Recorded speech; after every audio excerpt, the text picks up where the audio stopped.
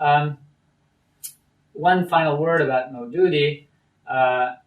There's a book that I did come across in the UAE library that was printed in Turkey. The first major portion of it is by Yusuf bin Nuri, the founder of what is commonly known as the bin Nuri Town Madrasa in Karachi. It's one of the foremost religious schools in Pakistan. And he was a master of hadith, a very learned man. He's a graduate of Deoband, of Pashtun origin. And so he wrote a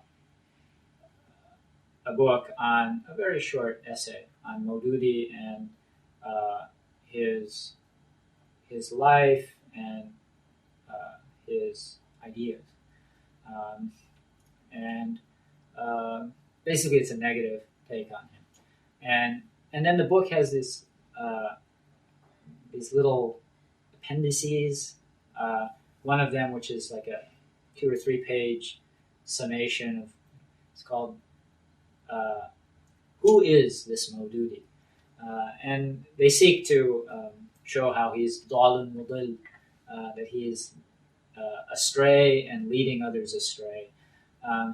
And so, one of the accusations against him was that in Surah Yunus, that he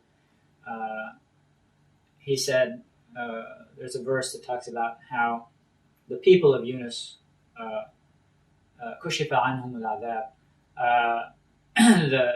the punishment was withdrawn from them. And so in explaining why that was, he supposedly, Maududi said that it was because Yunus, he didn't do a thorough job of conveying the message, that he left his post. That's the implication, because he left his post, that he didn't do a thorough job. Therefore, the hujjah of Allah, the proof of Allah, wasn't established against those people. And so the person who wrote that then said, وَنَعُوذُ بِاللَّهِ. And then that writer went on to say, one of the features of Maududi's methodology is that when somebody calls attention to his errors, the next time he puts out the book that had that passage, it will be quietly altered in order to take out the offending passage, or to make it criticism, to protect it from continued criticism, without ever actually saying, "Oh, okay, I made a mistake." So this is the type of criticism that's leveled against him. The printing, the translation, the English translation of the Qur'an that I saw, of his Tafhim al-Qur'an that I saw, didn't have the offending sentence or expression that this tract attributed to him, and so Allah knows best. Some of the other kind of things that they attacked him for was that he had bad things to say about Uthman, the Khalifa. In other words, he criticized him for his political policies that ended up causing people to rebel against him. That he was not, that he didn't handle the political situation skillfully, something to that effect. And another thing that they had against him was that he opposed the Hanafi ruling on khula, that the woman doesn't have to present some compelling reason for requesting a khula, which the Hanafis require. And they criticized him. They said, most of the people in the subcontinent are following Hanafi fiqh, and then you also have the Ahlul Hadith, and Maududi is not following these people or those people. He's doing his own thing. So those are some of the kind of criticisms leveled against him. And one thing that Ben-Nuri had to say at the very beginning, I didn't read his essay, but I just skimmed the beginning of it. One of the things that he had to say, which I kind of agree with, was that he said, in order to defend this perfect vision of Islam,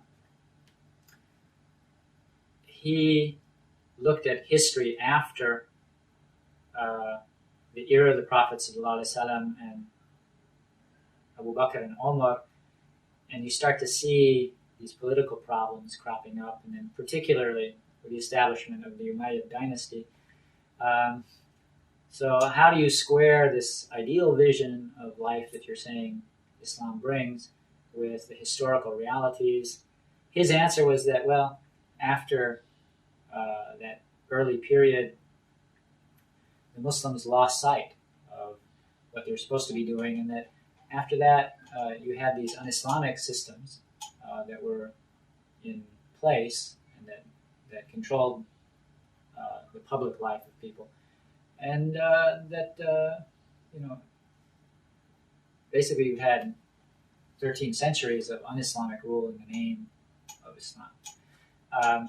So if you look at his book on revivalist movements, the history of Tajdeed, I come away with something of a similar conclusion to that of Ben-Nuri.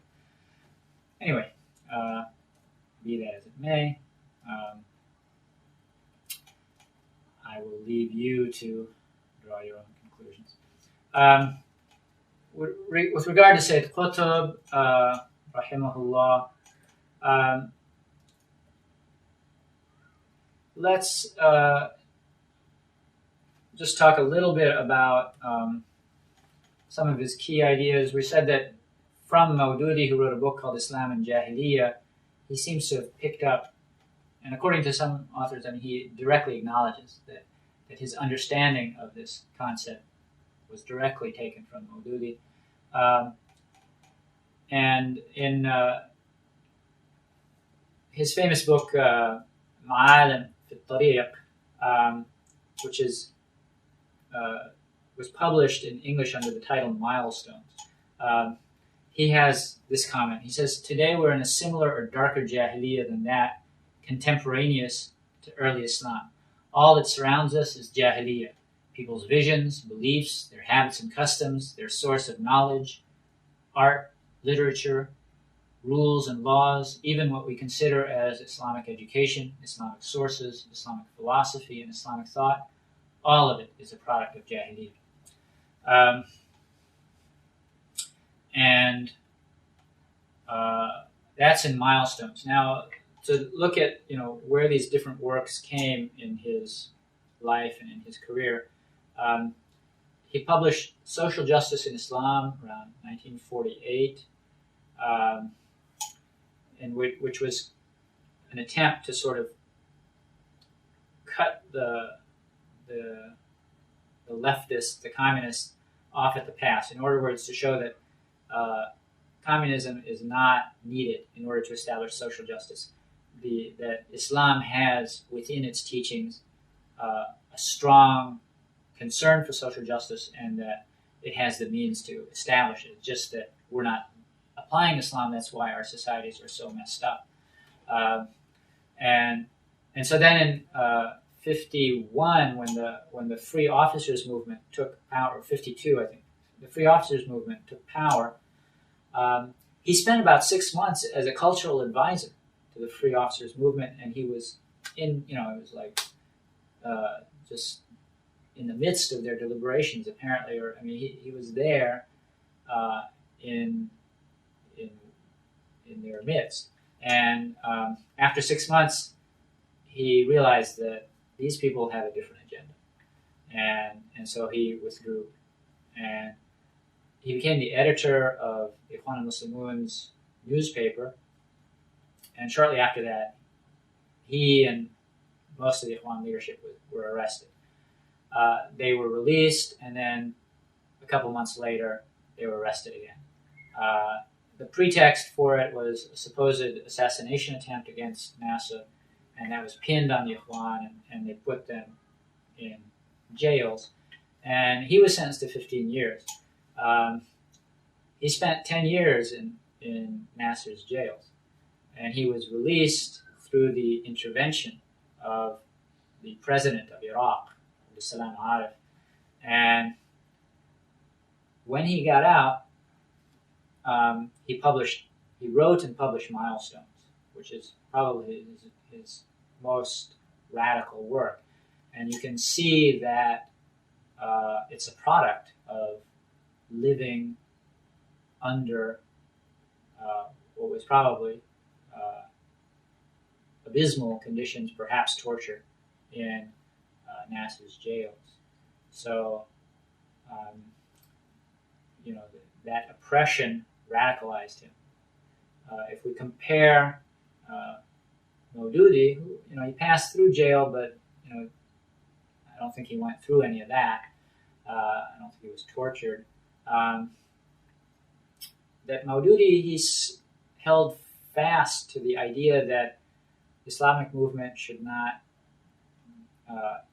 take up arms against the government. They should work through parliamentary means. Said Qutb, if he didn't explicitly call for taking up arms against the government, he at least planted the seeds. And you had a whole generation of people who came out of these years of torture in Egyptian jails, and they formed the same conclusion that he formed. This whole society is jahili, and the only way to fix it is to overthrow the government. And so from those experiences of the 50s and the 60s, you start to see movements like Takfir and Hijra in the early 70s, which ended up assassinating some of the ministers of Al-Qaf, and the Al-Jihad, which their ideological leader, he put out a book called The Missing Pillar, referring to Al-Jihad. They ended up assassinating Anwar Sadat. And so, the commonly held perception is that the roots of these movements are in the theoretical foundations laid by Sayyid Qutb in Fi al-Qur'an and Milestones. Shortly after the publication of Milestones, he'd only been out of jail for a year or so. Shortly after Milestones was published, he was arrested again. Again, he was accused of plotting to assassinate Jamal Abdel Nasser, and he was tried and convicted in a military court, kangaroo court, and he was executed in 1964, I believe. And thus he became a martyr, and that kind of cemented his reputation, that he lived according to his theory, and he died for it. He walked the walk, didn't just talk the talk. And because of that, his stature as a man of ikhlas was cemented. And so his tafsir became immensely influential upon young, educated Muslims from the 60s onward, Arabic speaking. It's considered, he has that literary background, so it has a certain elegance of language, but it's not overly complicated. It's fairly direct. And it has this driving energy. It has that vision that Islam is the solution, the Qur'an provides the answers. All that Western stuff is just illusory. We have the civilization if we just understand the guidance and start living by it. So he made the Qur'an relevant to his generation, and so that's quite an accomplishment.